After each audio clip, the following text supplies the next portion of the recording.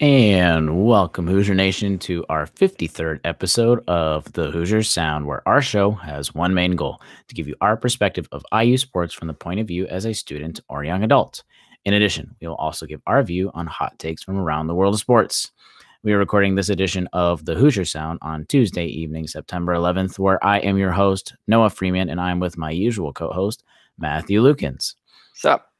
Normally, we'll be going live every Tuesday evening at 8:30 p.m., but if you miss us live, you can subscribe to various networks so you can listen on your own time. Check out our Twitter and Facebook at The Hoosier Sound and subscribe. All of the information is in our website, thehoosiersound.com. All right, Hoosier Nation, it is time for some sports talk. But of course, first, Matt, what is your memorable monologue for this week in IU sports?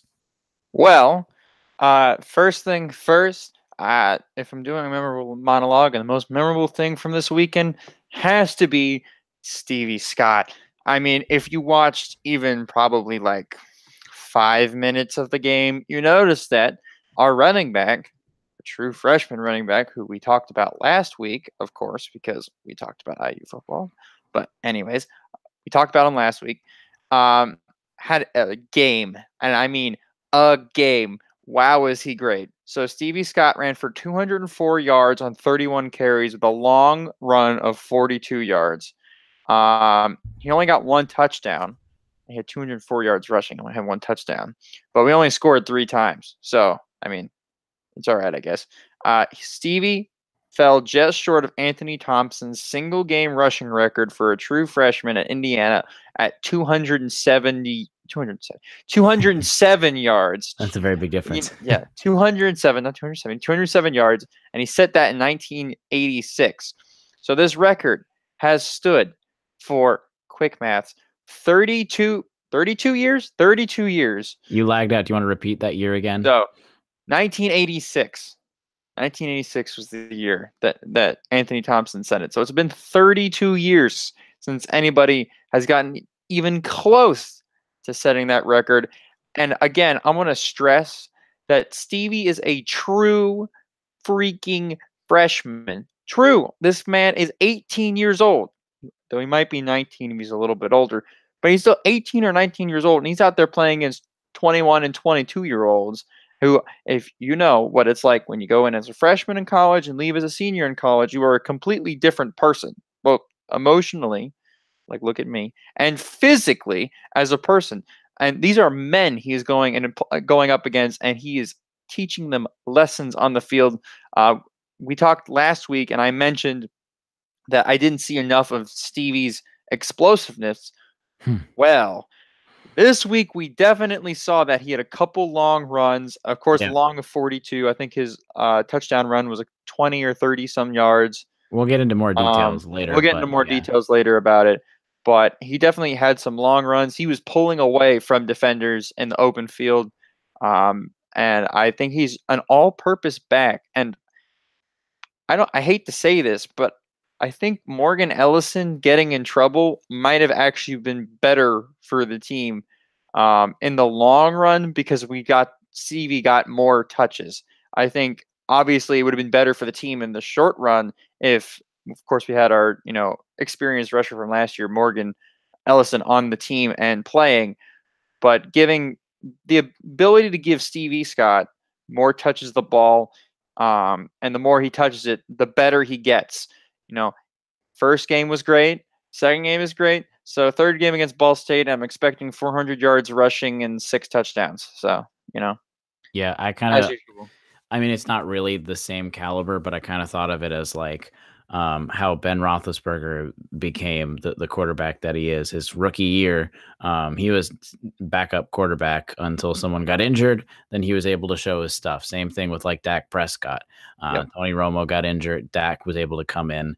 And so sometimes, obviously, injuries are terrible, but sometimes you guys will step up. And of course, Stevie Scott, at least as of 1.5-ish games, has stepped up so far. And speaking of injuries and stepping up, just a little side tidbit going to the NFL.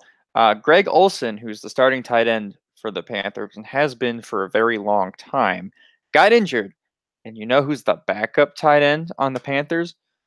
Our boy Ian Thomas. So Ian Thomas, pick him up in your fantasy league. He's going to be getting most of the work at tight end for the Panthers.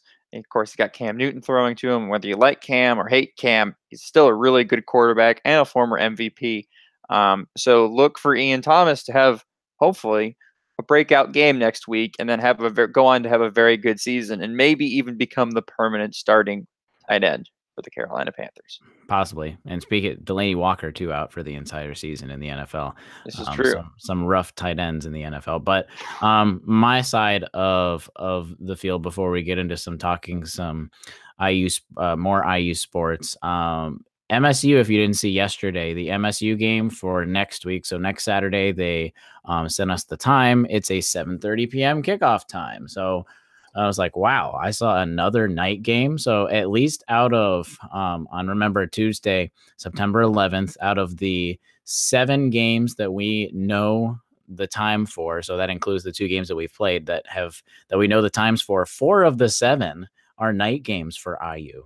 That's crazy. I don't remember the last time we've even had like 2, let alone 3 and 4 night game. So 7:30 p.m. kickoff time for MSU. I don't know what that means, if that means people are viewing IU differently or if it's just the way it's working. But then the other part I wanted to add on to Matt's thing, of course, if you didn't see, Stevie Scott got the Big Ten Co-Freshman of the Week award. Yep. Of course, very well deserved. Whatever awards were going out that week, he was going to get. And then the big one I wanted to talk about that came out today. So Calvert Chaney, that's a name you hear not really in the present, but the Erie Bayhawks, which is the Atlanta Hawks G League team, found all of their assistant coaches, since now, of course, the NBA changed over from the D League to the G League, and now every single team is getting an affiliate. Before, it used to be that only a few teams had an affiliate league, but now every single NBA team has their own G League team. So the Hawks G League team, the Erie Bayhawks, have hired Calvert Chaney as one of their assistant coaches. So that's great to see Calvert in a coaching role, in a professional coaching role. So we'll get to see what kind of stuff he gets to do this year, but congrats to him. Yep. Then, of course, the big news over the weekend. Which day was it again? It was over the weekend. It was Thursday. Yeah. Oh, yeah. It was. It was Thursday evening. That's been a long time. Right before the assembly call. If you don't watch assembly call, go check them out. Which was perfect timing for them. Right.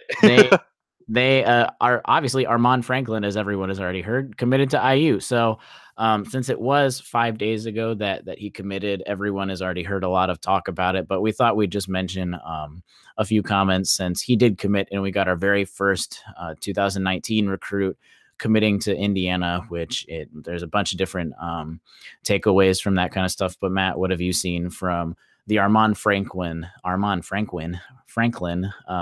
commit?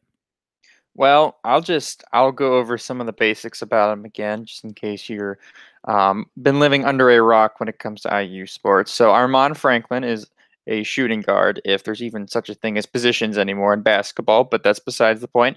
He's 6'4", 185. He's from Indianapolis, Indiana, and plays for Cathedral High School. He averaged 14.2 points, 4.3 rebounds, and 2.4 assists. Shot 43.5% from the field, 36.4% on threes, and 9 of 12 at the free throw line at Peach Jam this year, which, if you don't know what that is, it's the premier tournament for the EYBL, which is a grassroots AAU basketball league that most of the top players will play in. It's either that or the Adidas Gauntlet, but this year it was EYBL. It was far superior to the Gauntlet. Anyways, so in other words, he's not a fantastic shooter, but 2.4 assists and 9 of 12 from the free throw line should be music to IU fans' ears, which means he's a decent free throw shooter, and he's also a secondary ball handler and creator, which is what we've been missing. Of course, Romeo brings that a little bit this year, and then Armann will bring it next year. He's a hard-nosed defender does a great job defending. He most notably defended the heck out of Romeo Langford in the Indiana Junior versus Senior All-Star scrimmage, and actually kind of blew some people's minds. And then also for a guard, he rebounds the ball well and he's a creator from the 2. And since that's the case, he can lead the fast break as a secondary ball handler, which is very valuable to any team, especially an Archie Miller team that likes to get out and run. So there you go. That's the layout on Armann. Another little tidbit, if you want to know, is he's the 4th in-state player in the past 2 years, whereas in the last 4 years of Tom Crean's tenure, he got 2 players. So Archie Miller killing it with the inside-out recruiting, and hopefully he will be adding more in-state players, Trace Jackson Davis and Keon Brooks, later on this year. Yeah, that's crazy. 2 compared to potentially 6 in 2 years. So we could have 6 in-state recruits. And it's kind of also great to see just the Indiana high school basketball scene where 6 recruits in 2 years. Obviously Romeo will leave, but that's the foundation of Archie's team. And in a couple of years, that's the foundation of the Indiana basketball just team as their collegiate team. So they're gonna so depending how well they do in the next couple of years, that's literally just Indiana recruits with how good this IU basketball team can do, which is also great to see for Indiana high school basketball. But of course, Armann Franklin, not the highest rated player. He's rated roughly around where Robert Finney was rated. I think he was slightly lower, but still a 4-star recruit, which if you ask anybody who knows anything about recruiting, the numbers 90 to 140 have absolutely no meaning. It's just where you're ranked. It's like the certain number range. It's hard to distinguish between number 133 and number 110. It's just so many players. So Armann Franklin is really when Matt was reading off the stats, there wasn't a specific stat that jumped out to you because Armann Franklin isn't incredible in one area and lacks in a bunch of others. He's pretty good at most areas of basketball. I'm not going to repeat everything Matt said, but yeah, he can shoot, he can handle the ball, he can play defense. He does everything pretty well. So there's not a specific standout trait that he possesses, which is part of the reason why a lot of recruiting boards will have him lower than normal. But I think it's great for IU to get in and get a guard right away, because you saw right after we got Armann Franklin, the first thing Archie did was offer a top 14 or top 10 or something like that point guard for the class of 2021. Christian Lander. He's a top 15 point guard, and he's from oh man. Oh no. I don't remember. He's from somewhere in Indiana. I promise you. It's in the Indianapolis area. You just saw the kind of I guess sigh of relief that the team had with recruiting, because now we got a guard. Of course, we probably won't have Romeo next year, so we got to try and refill some of the guard spots. Armann is not going to be the even as Robert Finney might come to be with his role as a freshman. I can't really talk today. Wow. But Armann Franklin it opens the door up for IU to really go after a bunch of other big recruits. Of course, they've been going hard after Trace Jackson and Keon, but they can take bigger swings at bigger fish, if you will, because they've got some backup stuff. It's not like they're really pressing. It's like, oh wait, all of the point guards we were looking at have gone away. They've got someone, and they've got room to go somewhere now. I got a question for you. I'm gonna put you on the spot. So, how many people do you think? So, like, what's the number of people in this recruiting class coming up? How many recruits do you think Archie's going to get? Honestly, I think at least 3, which would be potentially perfect. But honestly, when I've been looking through all this and I saw Armand's thing, after thinking about it a little more, I think honestly this is going to be a 4-person recruiting class. This is no inside knowledge. I'm not saying anything stuff that I know that other people don't. That's just my opinion, that I think it's going to be more of a 4-person recruiting class. I think Keon and Trace are leaning more towards IU, at least hopefully. And then I think there's just going to be someone somewhere else. that's going to end up saying yes to Indiana. So, of course, we might have a scholarship problem, but who knows? Maybe there's a guy like we've talked about Deron Davis potentially. There could be anyone. No one also thought even Curtis Jones would transfer in the middle of last year. So we could have a scholarship problem. We could not have a scholarship problem. Maybe people like it on the team. Maybe there's one guy that we have no idea about. Maybe Al Durham for some reason. I don't know. I'm just throwing out random names. Again, no specific inside information, but I don't know. Do you think it's going to be do you think it's 4 or less, or do you think it's like Armann and that's it, or what do you think? I think it's 4, and I'm also going to go on the record right now. If you haven't checked it out yet, Archie Miller was on a podcast with John Rothenstein today. I think I said that right. Rothenstein. With John Rothenstein from CBS Sports. And he was asked a question about Justin Smith. And when Archie was asked about Justin Smith, he replied saying that Justin Smith was not only more in shape, but also bouncier and more athletic, and a better three-point shooter. So if you told me all those things going into the season, which he just did, not only am I more excited, but I'm also saying, wait a second, what does the NBA look for now? What does the NBA look for? A positionless guy that can guard multiple positions, check. Athletic, check. The ability to grow as an athlete, check. And a good three-point shooter from the wing. Well, if he improves as a three-point shooter, then also check. So I think Justin Smith, if he has the breakout year that we're all expecting him to have, there's a very good chance that he ends up leaving for the NBA. And so therefore, there's our 4th scholarship spot that everybody's been, why is Archie continuing to offer guards? Well, I think this is a 2-guard class because we're short on guard depth now, and we're forcing Jerome Hunter to practice with the shooting guards, which, I mean, hey, maybe it's good for his development in the long run, but in the short run, it's kind of like he was originally a recruit as a small forward, power forward. He's a wing player. Playing a wing player at guarding 2 guards, maybe even having to force him to guard, people that are 6'1", who are quicker and smaller than him. It's going to be a tough defensive assignment for him in the long run and even in the short run. So we're going to be looking to bring in another guard so that we don't have 4 guards next year, that we actually have 5, which is a good guard depth, especially with Armann Franklin, who can play the 1 and the 2.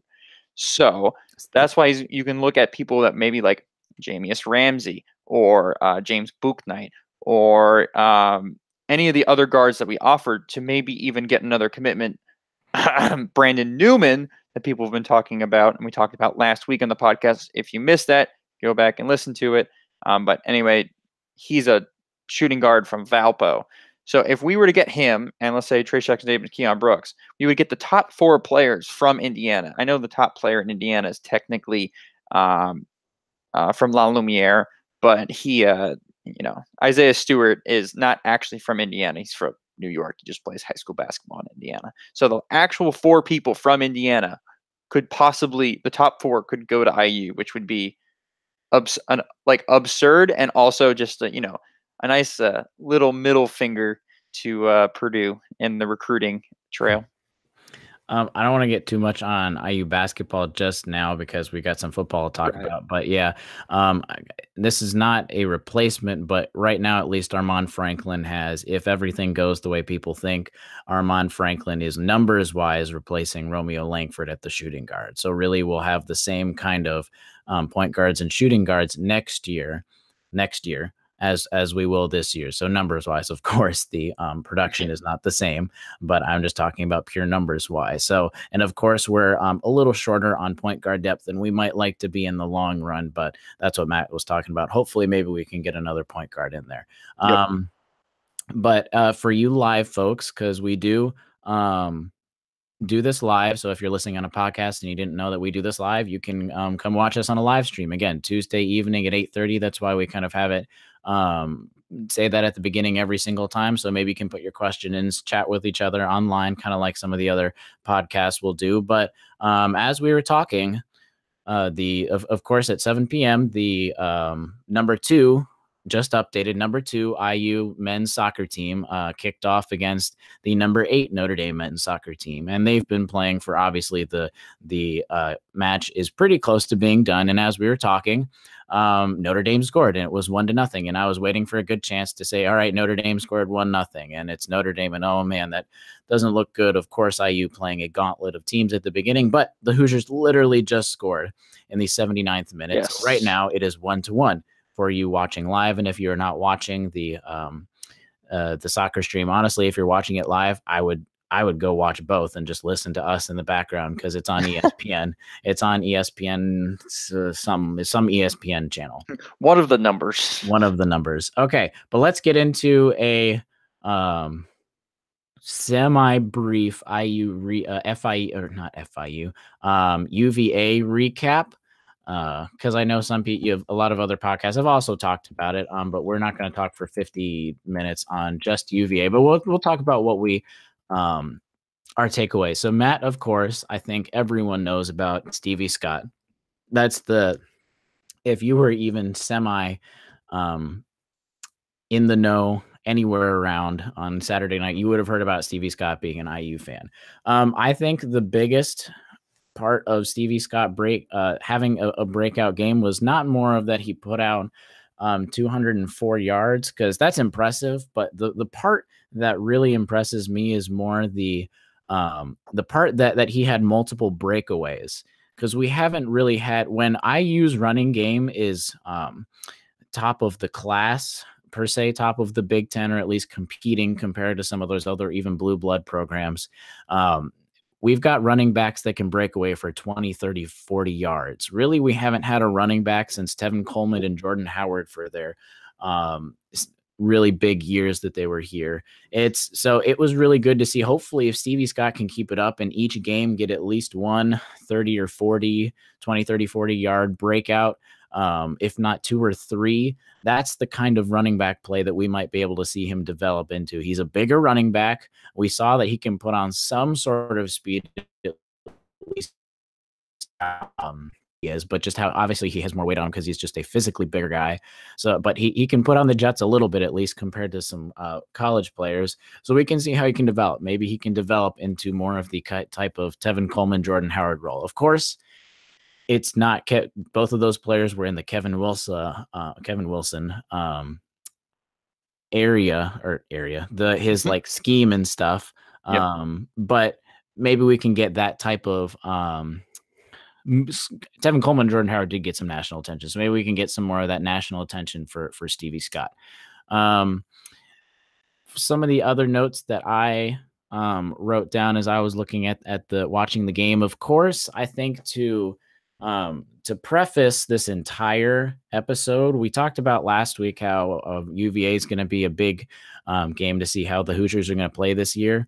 I think we need to put an asterisk next to that just because, of course, the rain. So this game for every single team, anyone playing in the rain, they had to obviously change a bunch of things. So I think even little things like maybe not playing Michael Penix, I don't know. A lot of this could just be stuff because we were just trying to get to the UVA game. So I think really, since we're going to have good weather against Ball State, definitely into Michigan State, at least after Michigan State, we should have a good idea of what Tom Allen and Mike DeBoer are going to run with these sets of players this year. The only reason I say after Michigan State is because we are playing Ball State. Maybe there'll be a time where they change things up compared to normal, but really, again, it's preseason more or less for these college players. They're still trying to figure out playing with each other. But a couple of my looks, so I can get Matt talking about some of this stuff. Donovan Hale, at least out of the first 2 games, he's been getting a lot of looks, which is great because Nick Westbrook was supposed to be the number 1 receiver, at least coming into here. But Donovan Hale's been getting a lot of looks, and he's been making plays with a lot of his looks. And Reese Taylor, of course, he's just very, very versatile. I love how versatile he's going. Again, had a bunch of lined up in receiver slots. He had a bunch of runs where he was able to do that kind of stuff. We didn't really see him in defense as much, but that's okay. I don't think any of us really thought that he was going to end up playing on defense after at least the last QB stuff. But there was before I get I'll let you take a stab before I finish up on the couple of last points I have with the UVA game. On the offensive side, we'll start with just offense, then we'll go to defense and special teams. Sure. So Offensively, I thought Ramsey had an okay game. He was 16 for Yeah, 22. it was decent. Wasn't great, but it wasn't bad. I know the conditions, I think, had a lot to do with the play calling, and so I don't think he was really given a chance to Somewhat, yeah. actually throw, like sling the ball around, just because it was so wet. Let me tell you, it was incredibly uh, rainy in person. He was 16 or 22, 150 yards, 2 touchdowns, and an interception with a QBR and 69.2. Um, None of that really stands out to me. None of it really like freaks me out. And So that's good as of now, honestly. yeah, and I'll take that, especially after a rainy game. When you can look at Notre Dame against Ball State, which we will get to, but Brandon Wimbush, the quarterback for Notre Dame, threw 3 interceptions in the same weather. So Yep. it could be worse. Of course, Stevie Scott jumps off the page, but Ramsey also had 27 yards rushing. Of course, if he doesn't throw it, he's going to run it, and he's actually pretty good with his legs, so that was good. Of course, Donovan Hale we talked about. It was nice to see Luke Timian get some touches. I think he had the second longest pass catch with 28 yards, and he had 32 yards on the day. I'd like to see them throw the ball to him a bit more. So I believe that he's a safer bet to catch the ball, like in the short 4 or 5 yard passes. And those are like the plays that Mike DeBoer likes to pass a lot. So I hope that Ramsey gets the ball more.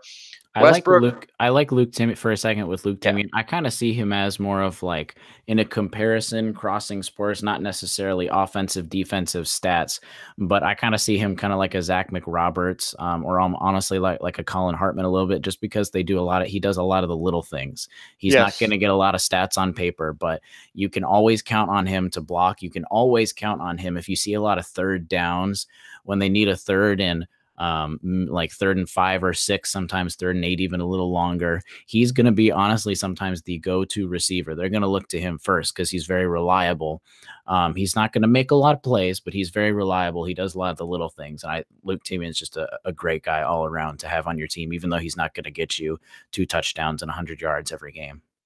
and the other person that caught a touchdown. So Ramsey had 2 touchdown throws. Luke Timian didn't catch one. It was Nick Westbrook who caught the other one. Of course, Nick coming back from an injury. Maybe it's a slow start, but the first 2 games has been kind of disappointing from his end. Mm-hmm. Again, I'm going to probably chalk that up to the rain. You can't throw it very much when it's pouring sideways and the ball is really wet. So, yeah, I nothing really stuck out for me on offense other than obviously Stevie Scott, which is a good thing. I just really wish that we were able to kind of close it out on offense in the fourth quarter. I thought our offense kind of stalled and we were playing to win or playing to keep the win instead of playing to, playing to kill the win. So we have a question on Twitter about play calling and stuff that we'll get to later, but I was going to mention that there was it was kind of a talking about play calling versus last year versus this year, but I think the thing that might be staying from last year to this year with Mike DeBoer is more of that conservative play calling, which a lot of us obviously don't like to see because sometimes you just need to put your foot on their throat and then just take it out, especially if it's a team that is on paper worse than you are. If it's different if you were playing a top 5 team, maybe you're trying to hold on to that lead or something and just play it a little differently. But if it's a team that is technically under you and you have a chance to close out the game, you should close out the game. Yep. Other couple small little tidbits on offense. I don't know if you saw, there was at one point Coy Cronk, this humongous, if you've seen a lot of the videos that he has on that the IU football Twitter page has put on, he is humongous. He just literally out of nowhere, it wasn't even a blind side. He just shoved, it was a linebacker, defensive lineman on the ground like it was nothing. He's just massive and really strong.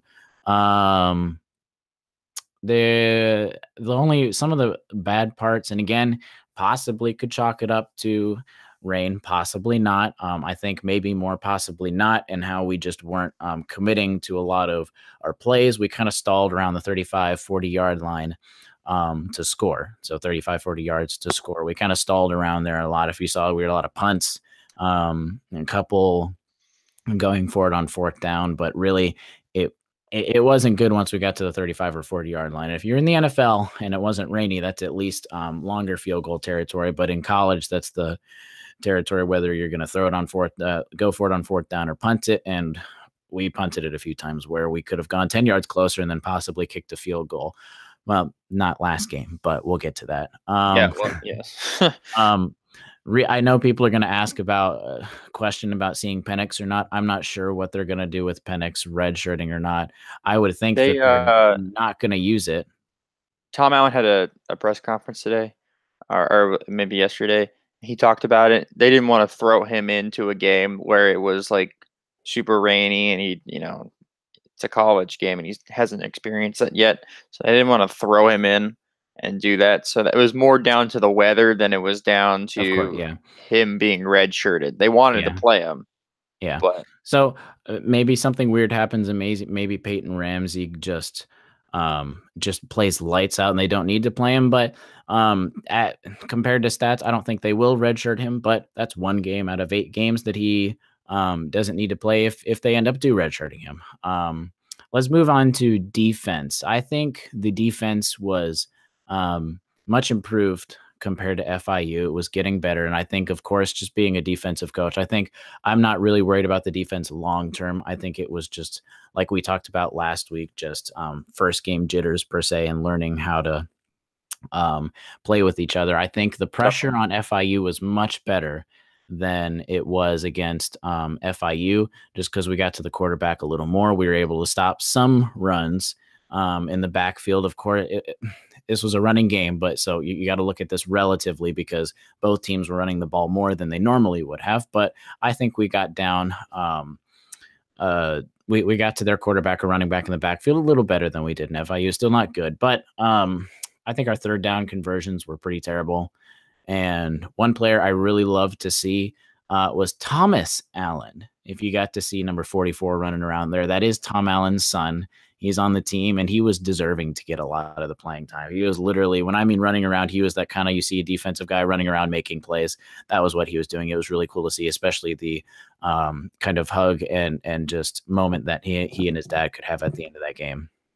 Yeah, that was really sweet. Also, the trash kicking celebration, of course, made some news. Of course, we don't even need to talk about that. Enough said. No, we don't. Yeah, enough said about that. But defensive wise, I think it was a really tough task. I think Virginia's going to be a bowl team this year. I think that was evident when we were watching them play. Their quarterback is a speed demon, and it's going to be really hard to pressure the quarterback when the quarterback can just escape. And we actually kept him in check relatively well compared to what he could do. He had one big run. I think he had a 50-something yarder, run. Where is it? Yeah. He had a 47-yard run. And other than that, he was 25 carries for 123 yards. So if you take the 47-yarder off, and you take that off, he only ran for like 70 yards. So, which for him is actually going to be good. But he had 25 carries though. 24 carries for 70 yards. A lot of that was also given to the rain because he didn't want to pass as much. Exactly. And we held their running back. Remember, you were talking about the running back that had 140, 150-yard game last week. Yep. He was 12 carries for 63 yards with a long of 19. We kept him in check. I thought the defense did an excellent job. We only limited a team that had previously rushed for 300 yards the game before to 188 this game. When the entire game was running on both sides. Exactly. So I thought our defense did a masterful job, especially in the fourth quarter where our offense looked like they couldn't move the ball more than 15 yards. Well, the entire second half, they didn't score. Yeah, so. Yeah, exactly. They didn't score in the second half. That's concerning for the offense. But I think it also had more to do with the conditions, and then also I think we could have used Penix and his little bit of a change of pace. I agree. Especially in the second half, and then putting Ramsey back in and kind of like that's the sweet spot. And I kind of saw that a little bit in the FIU game. And we didn't get to see that, of course, because of the weather. So I'm going to blame that on the weather more than is on like the board. Yeah, hopefully. Fingers crossed. Like I said last week, we talked about that game being asterisk game. It's game one. I know we all want to make assumptions after game one. It's hard to go multiple games and be like, all right, we we really got to put another asterisk on this game. But for better or for worse, because technically, even Stevie Scott, this could be a one game wonder. We just don't know yet. So we just got to pump the brakes on everything, at least as of now. And we'll see how everyone plays as a team against Ball State. We'll talk about that. They're going to be a much better opponent than we all think, but it should still be it should still be a game that we should be able to win. But regardless, we'll still be able to get, even if it's a blowout win, which I don't necessarily think will happen, but even if it's a blowout win, I think we'll still be able to glean some just some stuff away from it, whether what the offense might be doing for the rest of the season, what the defense might be doing for the rest of the season. It's going to kind of be, at least if we can bring the score up a little bit against Ball State, maybe Tom Allen and Mike DeBoard will be able to kind of troubleshoot a couple things, getting ready for a potential. And honestly, I think we'll be able to play Michigan State next week. We'll talk about that on the next episode, but maybe get ready for a bigger more prime time game against Michigan State. Yes, sir. Okay, we do have to talk about one more area of this football team, because special teams count, but especially in this game, it was either yes or no, basically. It was either really good or really bad. And the really good was only on basically one play, and the really bad was on the most of the rest of the plays. So, of course, so at the very beginning of the game, I was ready to actually, especially after that takeaway too, even it wasn't just the takeaway. At the beginning of the game, I was ready to be like, oh man, special teams, that's like, they're doing really well. I was going to tweet something really good about that. I actually think I might have even done that too. And then I retracted almost everything I said except for the takeaway that they had, because of course it's very inexcusable to have two field goal point afters being blocked. So at least they didn't get to really, there were not a good enough camera angles to show the second one, although I kind of know what happened on the second one. The first one was really interesting. I don't know if you saw what I put out earlier. So this is the right side of the line. This is where the UVA guy was able to come in basically untouched. So Brandon Knight and Jacob Robinson. So it went basically Brandon Knight, Jacob Robinson, and then Michael Ziemba, the three on the right side, that order left to right. So Brandon Knight and Jacob Robinson were double teaming a guy when they should not have been. And they let the other guy, so it would have been on Jacob Robinson's right, basically went untouched. And really, you only get a field goal blocked when you go untouched to the kicker, because really the way it's all set up, it's pretty hard to do a good job of blocking for a field goal and then have the field goal get blocked. So really, because Michael Ziemba was he was matched up against someone, so it wasn't, he could have helped chip block, but it wasn't really his job. It was more that double team between Brandon Knight, who could have also said something a little more before the play, and Jacob Robinson. Of course, you're like, wait a second, Jacob Robinson, I've never heard that name on the offensive line before. It's because you don't, because he plays on the defensive line and he's a very big guy. So a lot of times they'll stick some of those guys into play there. So maybe chalk it up to, I didn't go into it too much last year to see if he played any offensive line last year on those kinds of field goal kicks, but hopefully we'll chalk it up to him not knowing what to do yet because he hasn't had enough reps. But I really hope that's what it's going to happen, and I hope it's not something that's going to happen more often, because he's a pretty strong defensive lineman.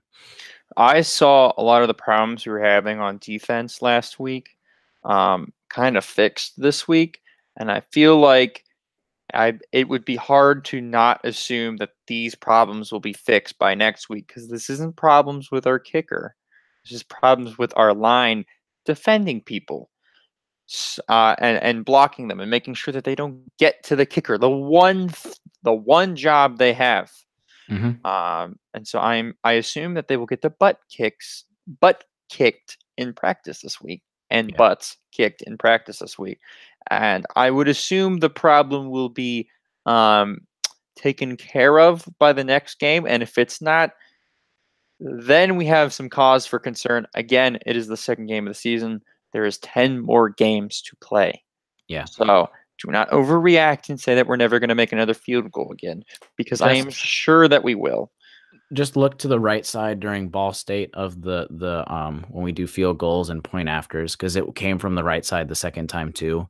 I don't know if it was miscommunication or just I think it was more miscommunication than lack of physical ability, because our offensive line is pretty physically Excellent. yes, Yes. that's they're There's the word. they're very big and strong dudes. But again, like we talked about last week, I think this is how it's gonna go for most of the season. Logan Justice is kicking the field goals. Jared Smoller is doing the kickoffs. That's what happened at FIU. It's what happened at UVA. Probably what we might see going forward, unless something drastically changes. So that might be the kicker battle might be done for the most part. And then, of course, Peyton Whitehead, amazing punts, even in rainy conditions. Yep. But let's go into Ball State so we can get this without making this episode like 2 hours long. We're going to talk a little bit about Ball State. So Saturday kickoff game at noon. Right now, at least, it's a high of 85 degrees and sunny, so completely opposite of what the East Coast is going to be seeing on Saturday. But at least right now, we've got very nice weather. I don't think that's going to change very much. So completely opposite of what we have seen, of course, when we played last Saturday evening. So that should be nice to get that kind of change of pace. As of now, there's a 14.5 spread in IU's favor, which is always good. Yes, it is. That's the highest spread that I think we'll probably have all season. ESPN matchup predictor at 83.1% IU, which goes to 16.9 for Ball State. That's how 200% works. But yes, in case you needed to know, on paper, this is going to be IU's easiest game, and I'm going to put that in quotes. On paper, that's going to be in, like, when you look at all the rankings, this is supposed to be IU's easiest game of the entire year. Whether that happens or not, because of course, Ball State, their first game, they beat Central Connecticut 42-6. Now, of course, Central Connecticut is not a high-powered football team whatsoever, but still scoring 42 points and only allowing your opponent to score 6 points. Someone like Georgia Southern again, like for Central Connecticut is a Georgia Southern type of school.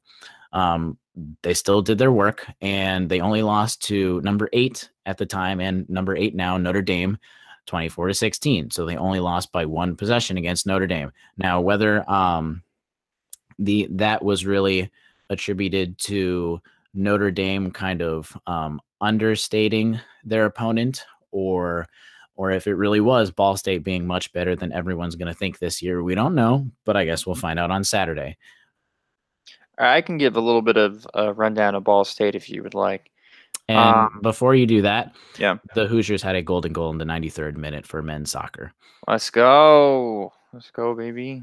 So there Take that, Notre Dame. There it is, as we talk about Notre Dame. All right. So who are the Ball State Cardinals? Well, Ball State Cardinals are from Muncie, Indiana. Ball State Cardinals haven't won a road game since October of 2016. Riley Neal, their quarterback, is completing 57.5% of his passes for 439 yards, 3 touchdowns, and 2 interceptions. And this is the total for the year. He had thrown for 439 yards against Notre Dame. Neal has 2 games. Yep. Neal has at least 1 touchdown pass in 9 straight games dating back to last year, but early last year, and I'll get to that. Riley Miller and Justin Hall have combined for around 225 yards receiving on 21 receptions. So those are their 2 main targets. 21 receptions between the 2 of them is pretty decent. Ball State Cardinals ground game is averaging 242.5 yards per contest. And James Gilbert leads that way. He's their main running back with 172 yards and 1 touchdown on the year. Ball State usually uses 3 running backs, and all of them get a pretty much an equal amount of carries. They like to run their offense really fast. And I mean really fast, I mean they try to run 80 plays a game. Last week, in terrible weather with a bunch of extra possessions, they ran 97 plays against Notre Dame, which is a lot. Last year, take into account rainier games means more running, which means the clock yeah, runs more, which means that's even just shows how much more that they were running more plays because they ran 90, whatever you just said, 97. 97 in conditions where the clock was running more than it wasn't. Right. So they're fast. They get up to the line really fast. Last year they went 2-10, but and so that's the reason why they're probably ranked so low in the preseason. But a lot of that is due to they had awful luck with injuries. Both their starting quarterback, Yep. previously mentioned Riley Neal, and their starting running back, James Gilbert, were both knocked out in September. So from September on, they were without their starting running back and their starting quarterback, which if you ask any IU fan what it's like to be missing your starting quarterback for an entire year, you can just look back to the year that we were missing Nate Sudfeld, and 2-10 sounds about right for the record. Riley Neal, who is Riley Neal? Well, Riley Neal is a 6'6" athletic quarterback, and I don't know if it's because of his last week's performance against Notre Dame, but he's slowly been easing his way into the NFL radar, which is good for him and bad for IU, because that obviously means some people think he's really good, and the less good players you have to go up against, the better. Duh.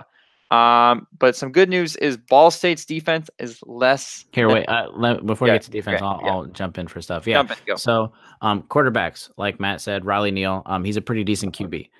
He's an experienced veteran, so he knows what he's doing. He knows what to do when stepping up to the line. So he's more of that. He's in his 30s in the NFL. He can run plays by himself, basically. Whether or not Ball State will give him that leash, he is able to walk up to the line. He can change plays. He knows what he's doing. He's been on that team long enough that he could run that offense if he wanted to by himself. So he's a pretty smart guy. He can do all that. He's more of a passing QB than he is running. He runs, at least as of recent, he will run over 30 yards a game, sometimes for a touchdown or not, but really that's about it. So it's not like we're going to see last week with UVA. Run a decent amount, and really that's just kind of be broken coverages where he runs for 5 or 6 yards each time, and all he's got to do is 6 times to run over 30 yards. So really he's more of a passing QB. He's going to stay in the pocket most of the time. Like Matt said, 57.5% passing average, which is decent. So it's not good, not bad, but it still gets the job mostly done. And 2 interceptions, so averaging obviously 1 interception a game. Let's see if we can keep that statistic to where we can get a pick this game, so it'll be good for the defense. Yep. Running game. Like Matt said, it's the main back is James Gilbert, but they are very much a committee approach, just like Matt said again. So James Gilbert has the team most 31 carries out of the 2 games, and he has gone for those 31 carries. He's gone a total of 172 yards and 1 touchdown. So decent, except that you've got the committee, and even Matt talked about 3 running backs that they like to run. There have been 5 running backs who have carried the ball 10 or more times in both games combined, which is, so right now they're literally using 5 running backs.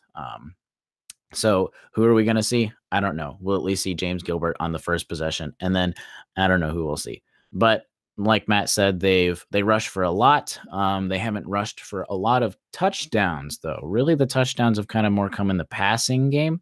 Mm-hmm. They've rushed for 3 touchdowns at a total of 7, which of course is almost half, but all of them came against Central Connecticut. 0 of them came against Notre Dame and their stifling run defense, which did not work for amount of yards, but worked for touchdowns. So really, we're not going to be too worried about Ball State at least running it into the end zone. Getting there is a different story. Yeah, definitely. Receivers. Go ahead. Yeah, my bad. Go ahead. No, you're fine. Receivers, like Matt said, Riley Miller, Justin Hall. So literally, we didn't talk about all of our stats before, so we're getting the same kind of stuff. Riley Miller, yeah. Justin Hall, those are the 2 guys. That's who Riley Neal is going to look for the most. You could also see Nolan Guyven. He's a big tight end. He's kind of like an Ian Thomas-esque. He's not the talent, but he's that kind of player where he's a very reliable tight end. He's going to block a lot, but he's also going to be able to chip out, get a couple of serviceable plays. He doesn't get a lot of yards, but most tight ends don't get a lot of yards, but he's very serviceable for a tight end. So he's going to look for him to get a lot of touches, especially against our younger linebackers, because of course the linebackers are the ones usually covering the tight ends after they get into the open field. So possibly Nolan Guyvan could actually have a pretty decent game depending on how our linebackers react to a team. This will be the first team where we have really a decent tight end to match up against. So we'll see how that goes for the rest of the year. And then a big question mark, who could either light us up or have nothing. So Johannes, that is his first name, Johannes Tyler. Yes, that Johannes Tyler. So somehow he has managed to only catch 2 catches. But one of them went for 20 yards and a touchdown, and the other went for 63 yards and a touchdown. So Johannes Tyler has caught 2 balls for a total of 83 yards and 2 touchdowns. So he's literally caught 2 balls. Each of them went for a touchdown, except both of those came against Central Connecticut, and he had zero catches against Notre Dame again. So, of course, you can see some of the playing a weaker opponent versus playing a more top caliber opponent for some of these players. But I will say against Notre Dame. So Ball State obviously had a very good game against Notre Dame. They had 349 total offensive yards against Notre Dame in bad conditions, which is pretty good. They got 350 basically offensive yards total against a good defense. That's a good defense. Of course, Notre Dame likes to pride themselves on better defense. They went 3 for 3. This is against Notre Dame. Ball State went 3 for 3 in 4th down conversions against Notre Dame. Again, a better defense. They've dominated possession time. Humongous. Like I don't remember. I think they had it 2 or 3 more minutes than Central Connecticut. And they also dominated against Notre Dame for possession time, 35 to 25 minutes. So in terms of IU's defense, the offense needs to do well so they on the field, and this young defense does not get tired. As we saw last year, this defense can get tired very quickly, and we don't have any backups to keep working as we've and keep doing what they usually do at the end of the game, especially since Ball State likes to come back against IU in the 4th quarter. But yep, overall, pretty solid offensive outings, plural, for Ball State. So they should actually, it should actually be pretty fun to see the Ball State defense. I'll jump in on defense real quick before Matt wraps that part up. I only got a couple things. Really look for 2 players. There's really going to be only 2 players that are going to be outstanding on this defense. Linebacker Jacob White, and then cornerback Josh Miller. So really look for 1 linebacker and then 1 cornerback. So at least now we have multiple receivers, so Josh Miller can't cover everyone. And it'll be interesting to see if they put Josh Miller on Nick Westbrook or Donovan Hale, or if they just keep him on one side. So they might keep him on the left or the right and just see which receiver comes to him. It depends on whatever their defensive coordinator likes to do. But the total, the team's gotten 5 sacks in 2 games, which is pretty decent, at least compared to IU. They've gotten 5 sacks, so they're getting to the quarterback. In terms of turnovers, they're actually doing pretty good in terms of turnovers. They forced 3 turnovers, which were 3 interceptions against Notre Dame, and they got a fumble against Central Connecticut. So right now they are, I think it's +2 or 3. No, +3 or 4 in the turnover ratio against Notre Dame and Central Connecticut. It was a +2 turnover, so they got 3 turnovers to Notre Dame's 1 against Notre Dame. So they're doing pretty well in the turnover category as well for defense. I mean, that's what I was going to say about defense. I said their defense is less than extraordinary, but in a sloppy game against Notre Dame, they did have 3 interceptions, which is obviously good. It has more to do with their with the conditions. When looking at the tackles, they had 3 guys with 9 tackles and 1 guy with 8. Most of them had tackles for loss, and a couple QB hurries. I didn't see the sacks, probably because the defensive ends didn't get a lot of tackles, but they got sacks. On the stat sheet, I only have the top 4 from ESPN, so my bad. But yeah, nothing. Yeah, nothing. ESPN doesn't give you any defensive stats. You got to go into the Yeah. interesting. If you're looking for defensive stats for even IU, they don't have them on ESPN for college football. You have to go into the school's website to find the defensive Yes. stats. So I was sorry. I was researching for this podcast in the middle of my sports law class. So my apologies. Anyways, yeah, nothing really steps out for me on defense. On special teams, they really haven't had too much of a problem. I think they missed a field goal against Notre Dame. But I think Well, that was they'll, down to the conditions more than it was. they'll fit right in apparently with IU, at least UVA Yeah. IU. Yep. So yeah, this week look for Ball State to give us a bit more of a game than maybe we're expecting, but Vegas gives us a 2-touchdown advantage. So, and normally Vegas is right. So I feel like this week will also be a win, and we'll be 3-0 going into Michigan State. First time since, is that 11 or 12? I don't remember. I think it's 2012. That will be 2015. 2015. Okay. Yes. And whoever I was listening to was, I think it was even Crimson Cast that got that wrong. They were wrong. Yeah. It's 2015. We started out 4-0.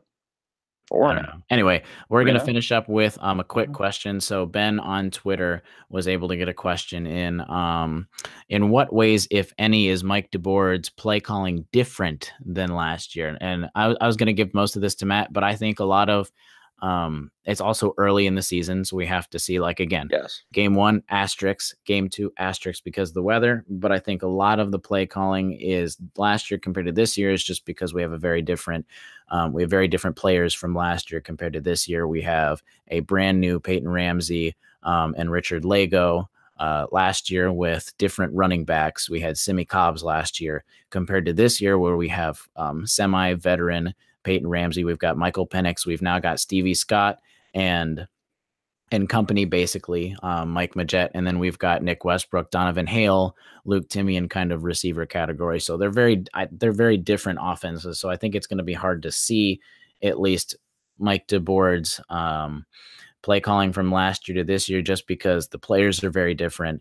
In addition, I think, though, the play calling has stayed the same, at least as of now, in terms of not, like I talked about earlier, not putting your foot on the throat and not closing out games like they should, which is not just Mike DeBoard. It's even into the Kevin Wilson era. Yes, this is true. This is just IU football in general. Yep. But I have 3 main takeaways when I was thinking about this question. First one is, I think we're a lot more run dependent this year than we were last year. I think if you look through the totals, the first 2 games of passing, we haven't been throwing the ball down the field too much. I mean, other than when Penix had the ball, he had a decent yards per throw. But Ramsey hasn't been throwing it down the field that much. We've been relying on our running game to kind of just inch our way down the field. You know, we're getting a lot of third downs and converting, 3rd down and 1, 3rd down and 2. So definitely running the ball more than last year and more effectively. I think that has a lot to do with, 1, the running back that we have. I think Stevie Scott's pretty decent, obviously. We talked about him.